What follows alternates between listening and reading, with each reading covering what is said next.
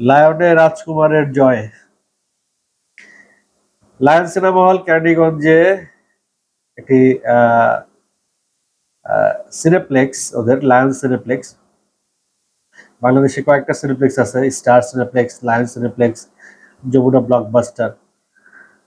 তো ক্যান্ডিগঞ্জের লায়নে সবচেয়ে বেশি শো পেয়েছে রাজকুমার। স্বাভাবিক, খুব স্বাভাবিক একটি ঘটনা। রাজকুমারের বেশি শো হওয়ার কথা। এবং 9টা সিনেমা লায়নে উঠবে।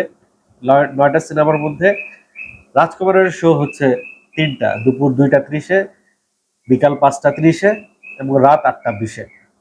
এরপরে ওমর পেয়েছে 2টা শো, বিকাল 5টা 20-এ, সন্ধে 7টা 50-এ।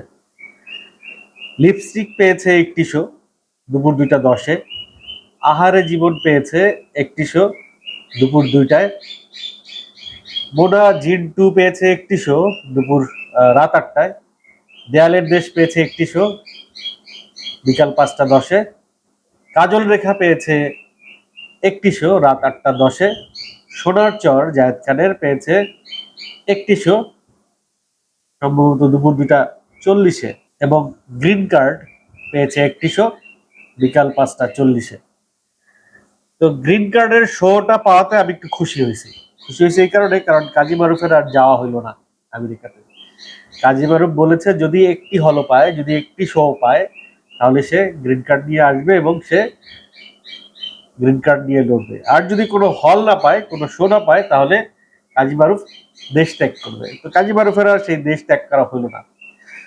তো কেরানীগঞ্জবাসী, আপনারা লায়ন সিনেমায় কে কোন শোটা দেখবেন অবশ্যই কমেন্ট করে জানাবেন, এবং কোন হলে কোন সিনেমা চলছে সেটির আপডেট পেতে আমার এই চ্যানেল এবং পেজটি সাবস্ক্রাইব এবং ফলো দিয়ে পাশে থাকবেন।